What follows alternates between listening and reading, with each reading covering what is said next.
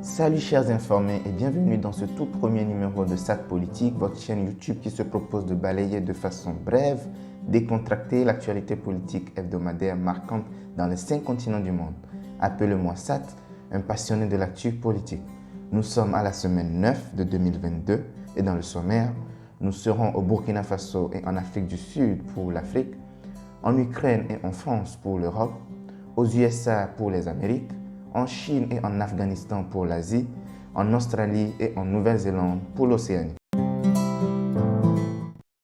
C'est parti, nous démarrons cette revue d'actualité avec le continent africain et comme premier pays le Burkina Faso où la durée de la transition a été fixée à 3 ans. Selon les participants, les débats ont été houleux sur plusieurs points de la charte, notamment la durée de la transition, le nombre de représentants au niveau de l'organe législatif et la possibilité pour les acteurs de la transition de participer aux prochaines élections. Mais après des discussions parfois très tendues, la charte a finalement été adoptée de façon consensuelle selon l'ancien Premier ministre Tertus Zongo qui a présidé ces assises. Le document a été signé par le président Paul-Henri Damiba.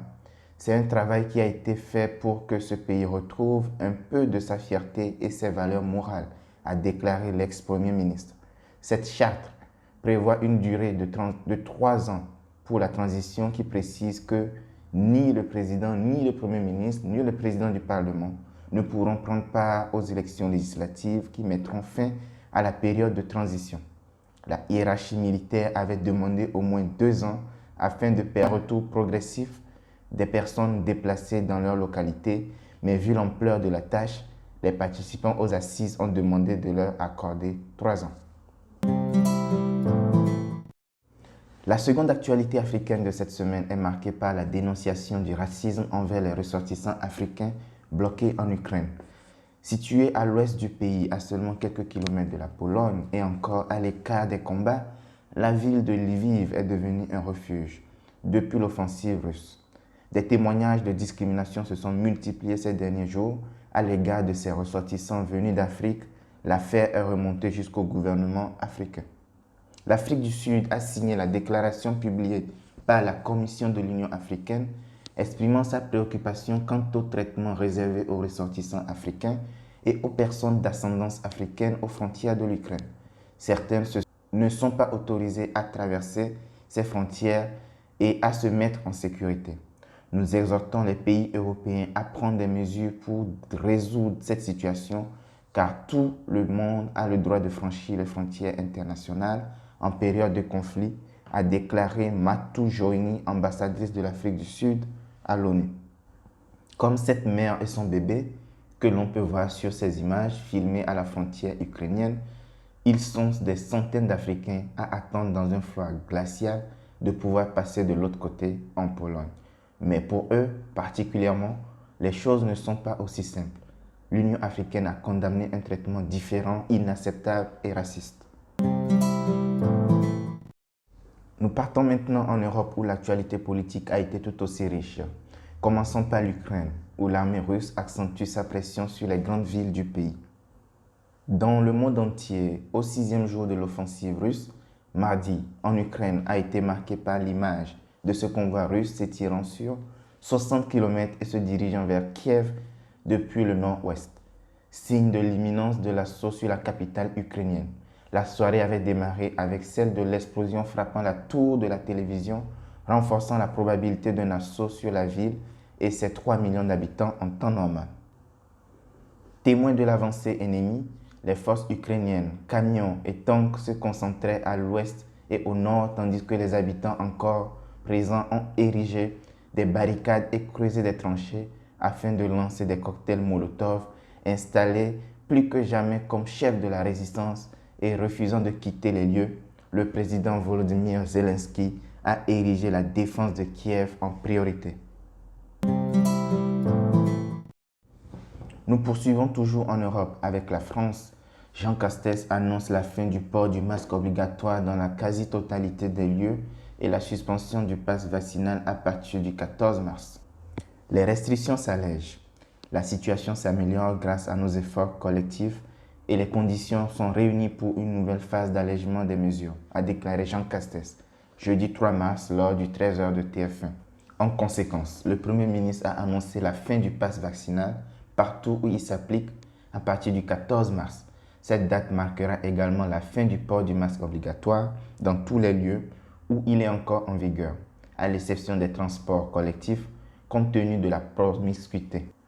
Dans les établissements médicaux, le pass sanitaire reste en vigueur, de même que l'obligation vaccinale, a précisé Jean Castex. En bonus, Emmanuel Macron officialise sa candidature pour les présidentielles 2022.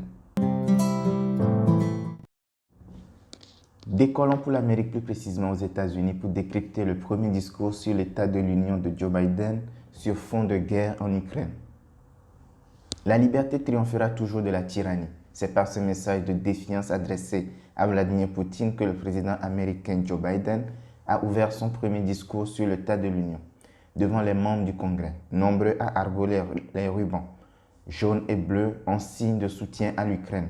Joe Biden s'en est pris avec virulence au président russe qu'il a qualifié de dictateur. Il a cru qu'il pouvait rentrer en Ukraine et que le monde continuerait de tourner. Au lieu de ça, il a rencontré un mur qu'il n'avait jamais envisagé.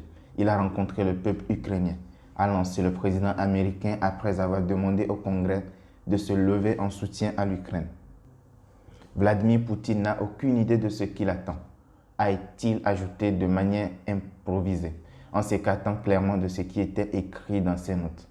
Profitant mardi soir de la portée internationale de son discours, le président américain a annoncé l'interdiction de l'espace aérien des États-Unis aux avions russes, une sanction déjà forte adoptée par l'Union européenne et le Canada. Il a aussi prôné le retour du Made in Africa pour lutter contre la spirale des hausses des prix. Restons toujours aux États-Unis. L'OMS conseille la pilule de Merck mais impose des conditions. Un groupe d'experts internationaux de l'OMS a donné des recommandations concernant la prise de la pilule anti-Covid de l'américain Merck. L'Organisation mondiale de la santé, OMS, a préconisé mercredi 2 mars la pilule anti-Covid de l'américain Merck pour des patients contaminés par le coronavirus présentant des symptômes encore légers mais dont le risque d'hospitalisation est élevé. C'est le cas notamment des personnes âgées, des non-vaccinés, des immunodéprimés et des personnes qui souffrent de maladies chroniques. En revanche, les patients jeunes et en bonne santé, y compris les enfants et les femmes enceintes et allaitantes, ne devraient pas prendre le Molnupiravir, estime le panel de l'OMS dans le British Medical Journal. Dans la suite de cette revue d'actu politique, allons en Asie et en Chine pour analyser le positionnement de la Chine dans la guerre en Ukraine. Même si les liens n'ont jamais été aussi forts entre Moscou et Pékin, la Chine peut difficilement être vue comme soutenant la guerre en Europe. D'abord parce que la doctrine de la diplomatie chinoise reposait jusqu'à présent sur le respect de la souveraineté et de l'intégrité des pays. La Chine n'a pas reconnu l'annexion de la Crimée par la Russie en 2014. Si elle le fait pour le Donbass, certains pourront dire demain que les régions autonomes du Xinjiang et du Tibet à l'ouest de la Chine valent des républiques sécessionnistes de Donetsk et de Louhansk dans l'est de l'Ukraine. Mais il est vrai que la ligne est moins claire qu'avant. En appelant son homologue russe, Sergei Lavrov, la semaine dernière, Wang Yi rappelle que la Chine respecte la souveraineté et l'intégrité territoriale des pays. Mais lorsqu'il est au téléphone avec Berlin, avec la ministre des Affaires étrangères Annalena Baerbock, il ne parle que des préoccupations de sécurité de la Russie et de la dangerosité des sanctions, de la responsabilité de l'OTAN et des États-Unis. La Chine est donc dans une position attentiste et embarrassée. La diplomatie chinoise marche sur un fil avec le risque, en ne condamnant pas l'invasion russe, de mettre en danger les ressortissants en Ukraine. L'ambassade de Chine en Kiev a demandé à ses ressortissants de faire profil bas, de ranger les drapeaux chinois pour ne pas compliquer leur évacuation du pays. Partons en Afghanistan. La Banque mondiale débloque une aide supplémentaire de plus d'1 milliard de dollars. La Banque mondiale a approuvé mardi 1er mars une aide humanitaire de plus d'1 milliard de dollars, 900 millions d'euros, pour soutenir le peuple afghan par la réaffectation de financements émanant du Fonds spécial pour la reconstruction de l'Afghanistan.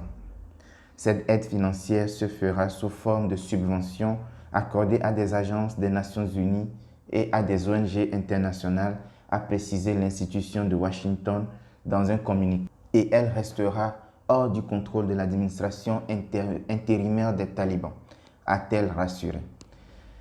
Elle fait suite à celle qui avait été annoncée le 10 décembre d'un montant de 280 millions de dollars. La Banque mondiale avait alors fait savoir qu'il s'agissait d'une première étape.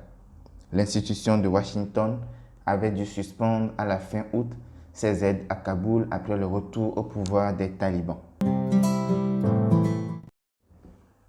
Nous achevons cette revue en atterrissant en Océanie, plus précisément en Australie, pour parler des inondations qui ont fait 8 morts et des dizaines de milliers de personnes évacuées.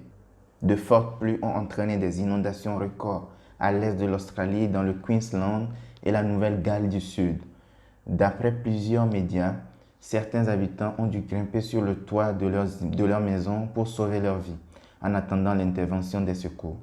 Comme les digues ont cédé, 43 000 personnes ont été priées d'évacuer immédiatement leurs habitations en raison des crues soudaines potentiellement mortelles.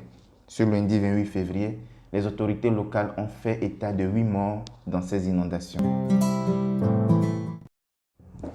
Nous finissons par la Nouvelle-Zélande.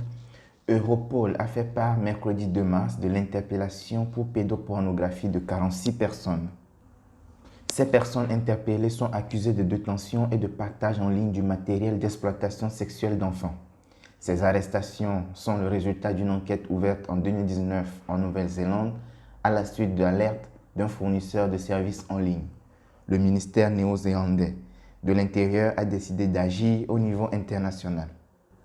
Dans un communiqué, l'agence européenne de police, Europol, a indiqué qu'un grand nombre de délinquants utilisaient la plateforme pour échanger des images d'agressions d'enfants particulièrement dérangeantes. Cette opération d'envergure internationale a permis la protection de 146 enfants. Plus de 90 000 comptes en ligne à travers le monde ont été visés par cette enquête qui a permis d'identifier des utilisateurs. Nous arrivons déjà à la fin de cette revue d'actualité politique.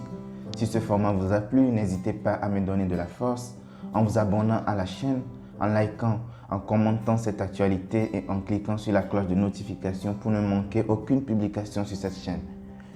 Retrouvez cette politique également sur Instagram pour être informé quotidiennement de l'actu politique. Portez-vous bien et on se retrouve au prochain numéro.